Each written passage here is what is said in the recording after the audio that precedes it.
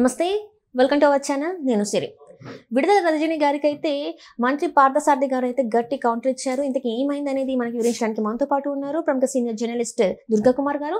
నమస్కారం సార్. నమస్కారం మా సిరి, మన వీక్షకులు కూడా నమస్కారం సార్. ఇప్పుడు చూస్తున్నట్టయితే ఏదైతే విడుదల రజనీ గారు చెప్పారో ఆరోగ్యశ్రీ గురించి మాట్లాడారు ప్రెస్ మీట్ పెట్టేసి, సో దానికి గట్టి కౌంటర్ గా ఇచ్చారని చెప్పేసి మనం అనుకోవచ్చా? ఎందుకంటే ఇక్కడ చెప్పారు పార్థసారథి గారు, ఆరోగ్యశ్రీ అనేది గత ప్రభుత్వం ఏదైతే ఉందో బకాయిలు చెల్లించకపోవడం వల్లే ఈ రోజు ఇలాంటి పరిస్థితి వచ్చింది. జగన్మోహన్ రెడ్డి గారు చేసిన ఈ తప్పిదం వల్ల ఈ రోజు ఈ పరిస్థితి వచ్చిందని చెప్పేసి ఏదైతే తను మాట్లాడిందో విడుదల రజనీ గారికి, ఇది ఒక గట్టి కౌంటర్ అనుకోవచ్చు. మరి మనం అంటే విడుదల రజనీ గారు గత ప్రభుత్వం అంటే జగన్మోహన్ రెడ్డి గారి ప్రభుత్వం ఆరోగ్యశ్రీకి సంబంధించి వాళ్ళ ఆపద్ధర్మ ప్రభుత్వం ఉన్నంత వరకు కావాల్సిన నిధులన్నీ సమకూర్చి వెళ్ళామని, కాబట్టి ఇవాళ వీళ్ళు చెబుతున్నట్టు 1600 కోట్ల బకాయిలు ఉన్నదనేది ఈ ప్రభుత్వం చేస్తున్న దుష్ప్రచారం అని ఆమె ఒక ప్రెస్ కాన్ఫరెన్స్ పెట్టి చెప్పినట్టు బయటకు వచ్చిందమ్మా.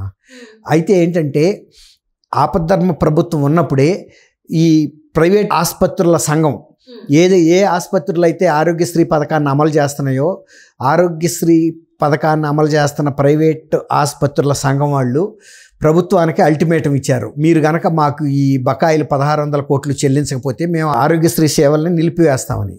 ఇది ఫస్ట్ టైం కాదు, అంతకుముందు కూడా ఈ ప్రభుత్వంకి అల్టిమేటం ఇచ్చిన సందర్భాలు 2-3 సార్లు అయింది.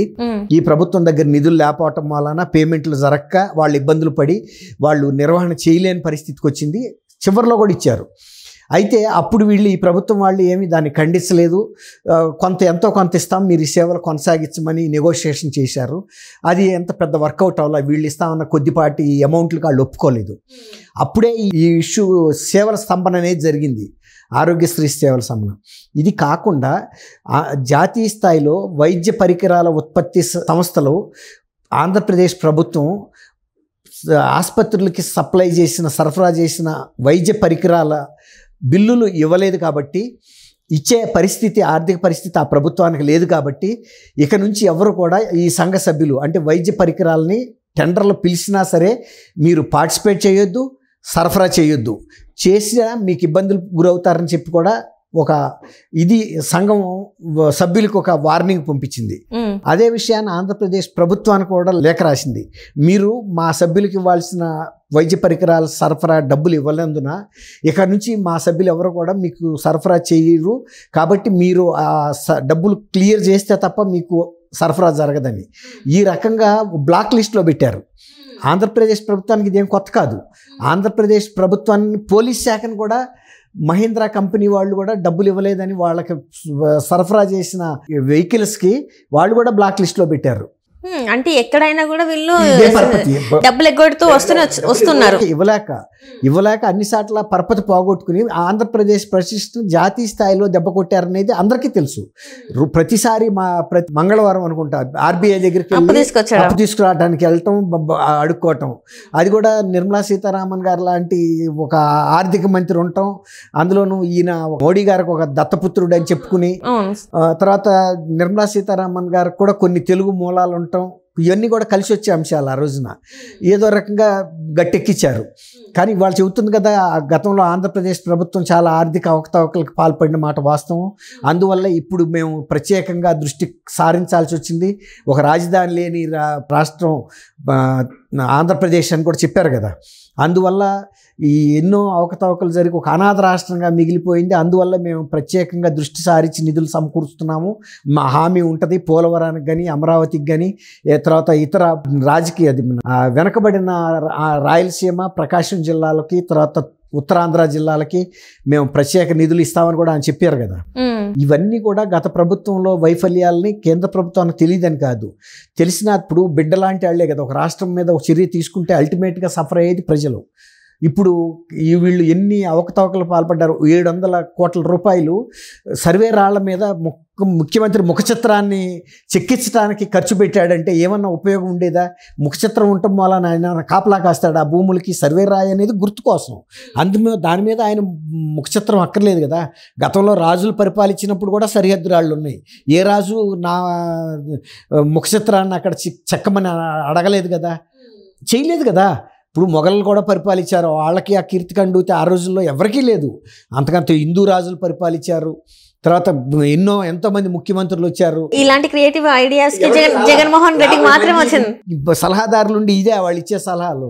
ఇంతవరకు ఇండియాలో ఏ ముఖ్యమంత్రి అయినా మనకి 75 ఏళ్ళు అవుతుంది స్వాతంత్రం వచ్చి, ఇన్ని రోజుల్లో సర్వే రాళ్ల మీద నా ముఖ చిత్రం ఏమని ప్రధానమంత్రి కానీ ఏ ముఖ్యమంత్రి కానీ అడిగాడా? అంటే జనాలు ఎక్కడ మర్చిపోతారని చెప్పేసి ఎట్లా సేవలు చేయట్లేదు. మనసులో ఉండాలి కానీ చేసే మంచి పనులు ఉంటే, సపోజ్ ఒక ఇల్లు కట్టించావు నువ్వు, అప్పుడు వాళ్ళే పెట్టుకుంటారు. నువ్వు కనుక సరిగ్గా చేస్తే సగం కట్టించి నిధులు ఇవ్వకుండా వాళ్ళని ఇబ్బంది పెట్టి సగంలో పెట్టిన డబ్బులు వృధా అయినట్టే కదా. వాళ్ళు కూడా కొంత డబ్బులు పెట్టుకోవాలి కదా. తర్వాత ఇల్లు కట్టడానికి సరిపోని ఇల్లు ఇవ్వకుండా స్థలం ఏమో 50 గజాలు ఇచ్చి 75 గజాలు ఇచ్చి, ఇప్పుడు పట్టణాల్లోనూ వీటిల్లోనూ 50 గజాలు ఇస్తున్నాడు, దానికేమో ₹1,00,000, ₹1,50,000 పట్టణాల్లో అయితే. అట్లా గ్రామాల్లో అయితే ₹1,00,000. తర్వాత గ్రామాల్లో 1.5 సెంట్ ఇచ్చాడు. ఇప్పుడు చంద్రబాబు నాయుడు గారు వచ్చిన తర్వాత 2 సెంట్లు ఇస్తున్నాడు, 3 సెంట్లు. పట్టణాల్లో 2 సెంట్లు, గ్రామాల్లో 3 సెంట్లు. తర్వాత ఇక్కడ అక్కడైనా కూడా ₹4,00,000 సెంట్రల్ గవర్నమెంట్ కానీ స్టేట్ గవర్నమెంట్ కానీ ఇస్తున్నారు. ఇప్పుడు ఇసుక కూడా ఫ్రీ చేశారు కాబట్టి కొంత ఇసుక రేటు తగ్గటం వలన నిర్మాణ వ్యయాలు కూడా తగ్గుతాయి. కనీసం ఆయన ఈ కార్పొరేట్కి ఇసుక ఇచ్చిన సందర్భంలో కనీసం బలహీన వర్గాలకి ఇళ్ల నిర్మాణానికైనా ఇసుకని కేవలం తెలుగుదేశం ప్రభుత్వం, కూటమి ప్రభుత్వం ఇస్తుంది కదా. Transport, loading charges, seigniorage charges మాత్రమే. గతంలో అట్ట కాదు. ఆ జేపీ కంపెనీకి, జేపీ వెంచర్స్ అని ఇంకో కార్పొరేట్ కంపెనీకి ఇచ్చారు. వాళ్ళు ఎంత ఛార్జ్ చేస్తే అంత. ఇప్పుడు 1,500కి వస్తున్న ట్రాక్టర్ ఆ రోజున 6,000, 7,000 కూడా వెళ్ళింది, ఇంకా ఎక్కువ వెళ్ళింది. ఇప్పుడు రైతులు ఇప్పుడు చిన్న వాళ్ళు కొనుక్కోలేక నిర్మాణాలన్నీ ఆగిపోయినాయి. ఇప్పుడు ఆయన సొంత పులివెందుల్లో కూడా ఈ ప్రభుత్వం చేపట్టిన నిర్మాణాలు 8,400 ఇళ్లకి 99 కోట్లు వస్తే శాంక్షన్ అయితే 99 ఇళ్లు మాత్రం నిర్మాణం అయితే 80% నిధులు ఇచ్చేసారు. అన్న ముందు రాప్తాడు ఎక్స్ఎమ్మెల్యే రాపూరి ప్రకాష్ రెడ్డి ఎవరు ఆయనకి ఇచ్చారు. పేమెంట్లు అయితే అయిపోయింది. 100 ఇల్లు కూడా కట్టకముందనే మొత్తం ఫుల్ పేమెంట్ అయింది. ఆ కుంభకోణాన్ని కూడా ఎన్నికల ముందు కూడా అక్కడ ప్రజల దృష్టికి తీసుకొచ్చారు, భారత గారి దృష్టికి.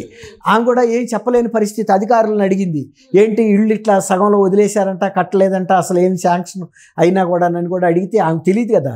ఆమె ఏమనుకుందంటే ఈయన జగన్మోహన్ రెడ్డి గారి నియోజకవర్గంలో ముఖ్యమంత్రి కాబట్టి చాలా బాగా చేస్తుంటారనే ఒక ధైర్యంతో ఆమె ప్రచారానికి వచ్చింది. కానీ అక్కడ అడిగిన ప్రశ్నలకి ఆమె సమాధానం చెప్పలేకపోయింది.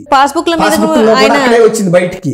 అసలు నిజానికి ఇంకా ఆ నియోజకవర్గం కన్నా ఇతర నియోజకవర్గాల్లో రావాలి. కానీ ఆయన సొంత నియోజకవర్గ ప్రజలే ఆయన బొమ్మను సహించలేకపోయారు.